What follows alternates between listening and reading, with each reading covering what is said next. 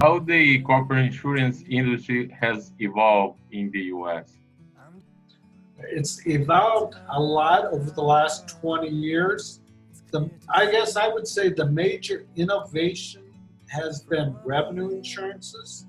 So we began the crop insurance program early on with yield insurances and then introduced revenue insurances. And those revenue insurances, along with government support of the industry, has made almost in Midwest, 90% of the acres are insured with some sort of crop insurance product. Yes, and what farmers should have in mind with regards to insurance policy? So most of the farmers in the Midwest take a revenue insurance, and it's a specific insurance policy called revenue protection, RP. It's a revenue insurance, but it has this feature that the guarantee will increase if prices rise during the year. So that policy has been very popular and is the most used policy in the United States, particularly on corn, soybeans, and wheat acres. What was the result of that policy being implemented? So we've seen a lot more risk reductions as associated with that product.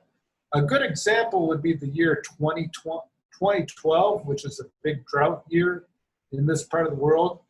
That policy made large payments and it helped farmers weather those low yields caused by that 2012 drought. We've seen those policies make payments in other years as well, but anytime we have a yield shortfall and a revenue shortfall for that matter, it helps farmers keep their business whole.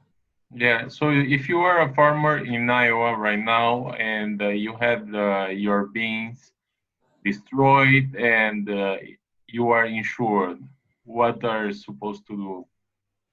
So if you're an Iowa farmer and got hit by the wind, the first thing you should probably do is let your crop insurance agent know that has happened. But crop insurance will cover those losses.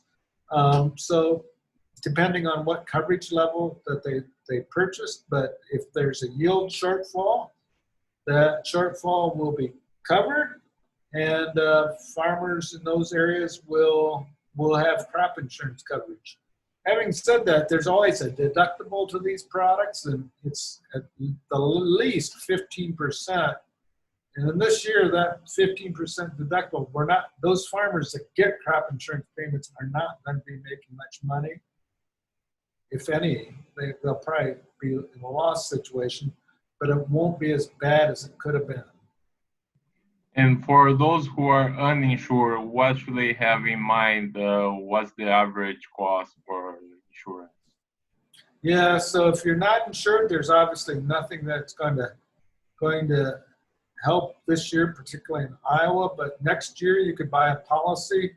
And most farmers buy policies that roughly cost $15 per acre, is sort of the benchmark. And if you're in a less risky area, that buys higher coverage. And when you're in a more risky area, it buys less coverage. Do you think the insurance industry is going to grow? That's a good question. I actually think in the Midwest, it's about as big as it can get because most acres are insured already. But it might grow in other countries as crop insurance grows in other countries.